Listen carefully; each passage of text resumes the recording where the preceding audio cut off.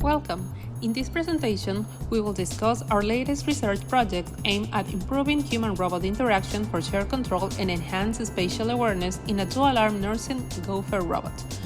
Our team, Amrit, Dayanand, Devesh, Datwani, and Verónica, Grefa.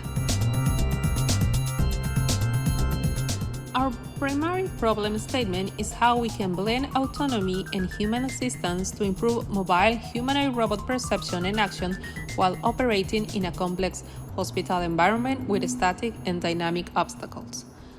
Our object has several applications, including enabling the robot to perform navigation and manipulation tasks more effectively, working towards a framework for determining when human assistance is needed, and reducing operator workload by empowering humans to intervene at the right time using high-level commands, such as supervisory control over direct control.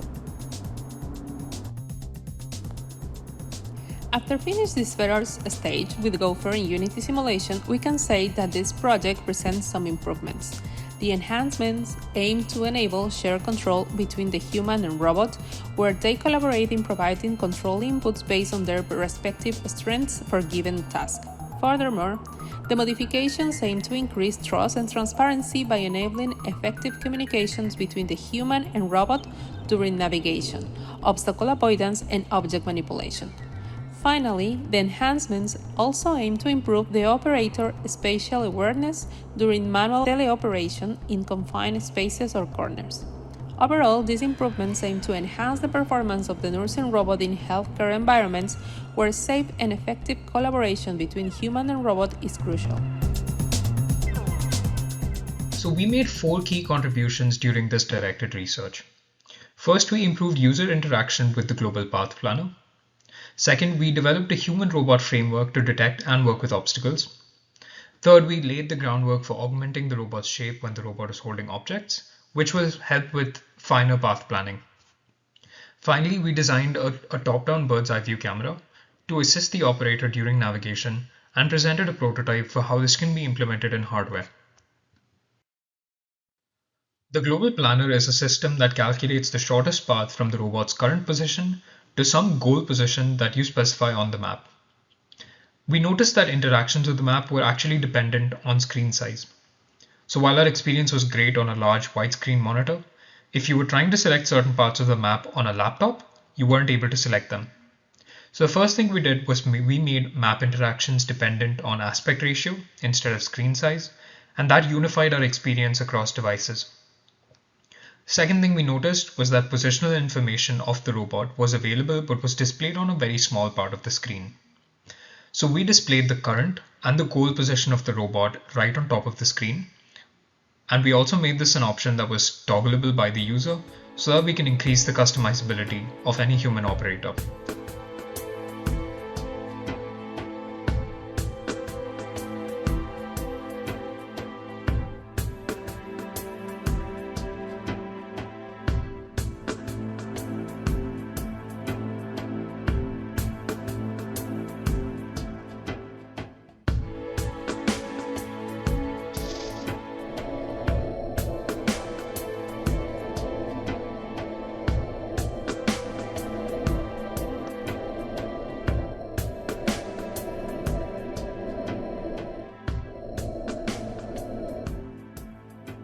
When the robot is in auto navigation mode, it doesn't expect to encounter any obstacles in its way.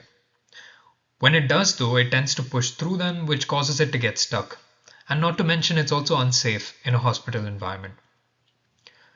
So to improve this, we developed a belief system where the robot was aware that it got stuck and it could communicate this information back to the human.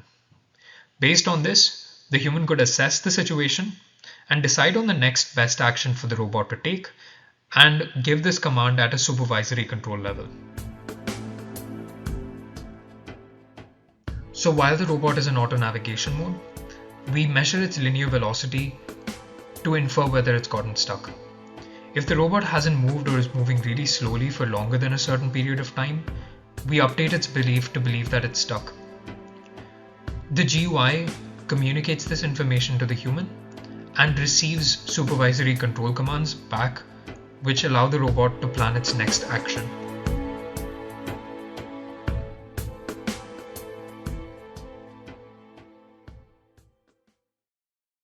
When operating in auto-navigation modes, robots may encounter obstacles that surround them and cannot be moved. In such situations, our system provides the user with options to navigate around the obstacles safely. A message appears on the screen, prompting the user to take control of the robot. The user can then move the robot to a safe place far from the obstacle and continue with auto-navigation mode to complete the task. By enabling users to intervene at the right time, we reduce the operator workload and improve the overall effectiveness of the robot's navigation and manipulation task. Our system works towards a framework for determining when human assistance is needed, allowing for supervisory control over direct control.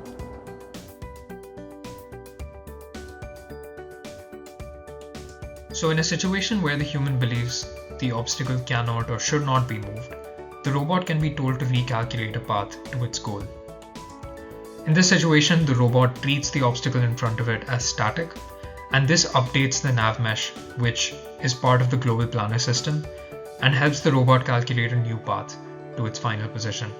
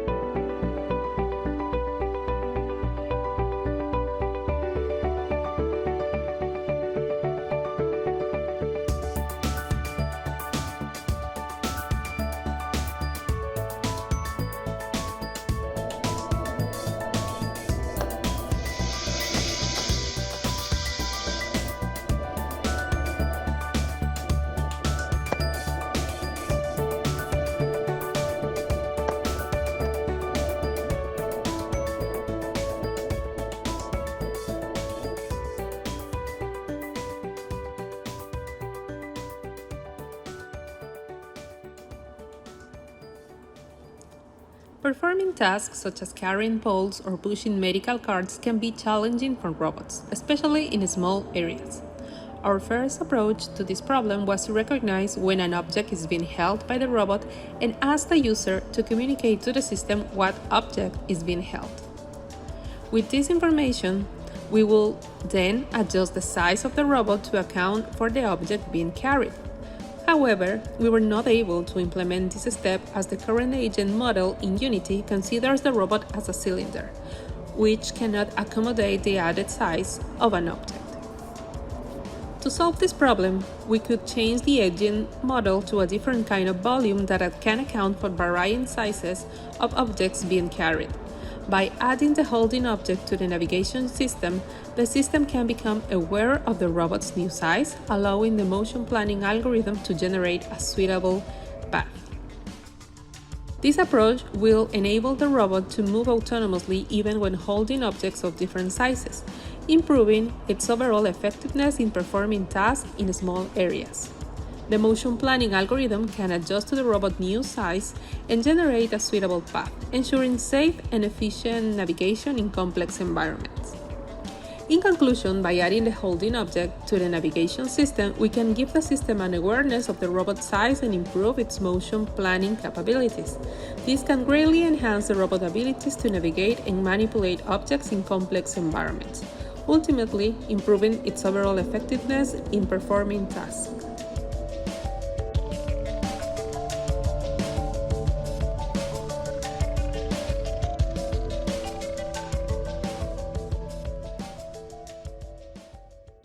While testing the interface, we observed the manual teleoperation resulted in many collisions while navigating. These were largely due to the absence of visual aids to provide a clear view of the environment.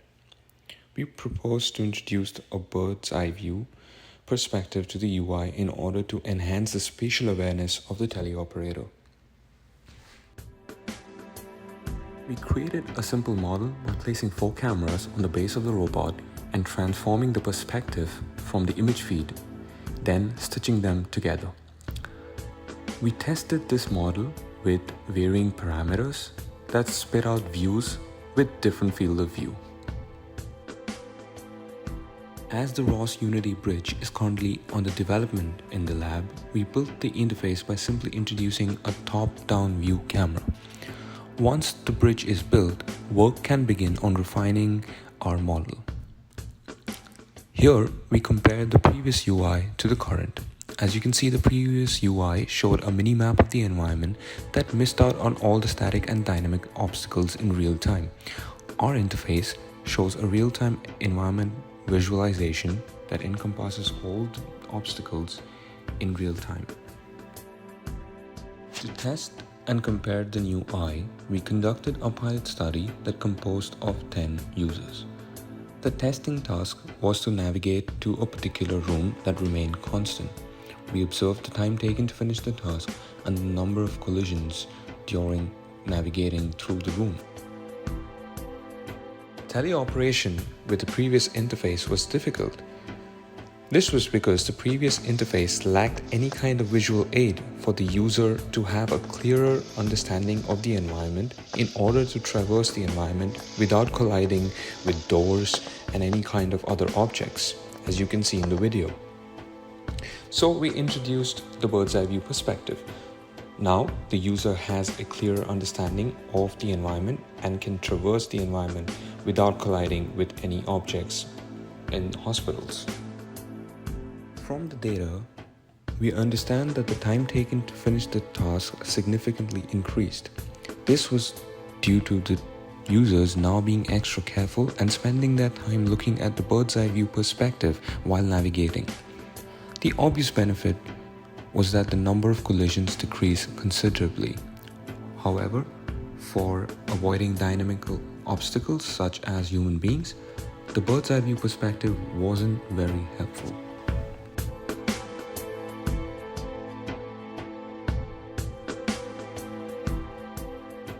One of the challenges that remain is finding out the positioning for the cameras on the robot.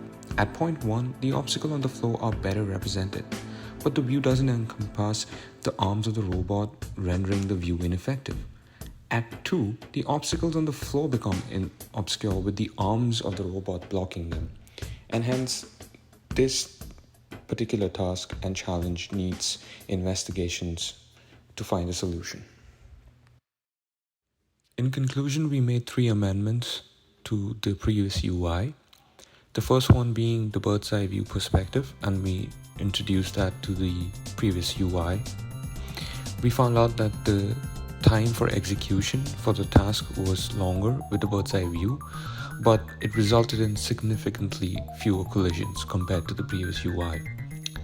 The second addition to the UI was the system provides users with the option to decide whether the obstacle can or cannot be moved. This is basically sharing strengths of humans and robots in order to effectively complete the task of navigation or understanding the environment. The third one was the adding objects to the navigation system so as to increase the awareness of its size. The motion planning algorithm can then encompass the objects that the robot is handling or carrying so as to better motion plan with considering the object that it is carrying. In terms of future work along our 4 areas of focus, for the global planner, we want to develop a predictive text or speech-to-text system for easier map interaction. For handling obstacles, building a database of static and dynamic obstacles can help the robot autonomously distinguish what to do in certain situations.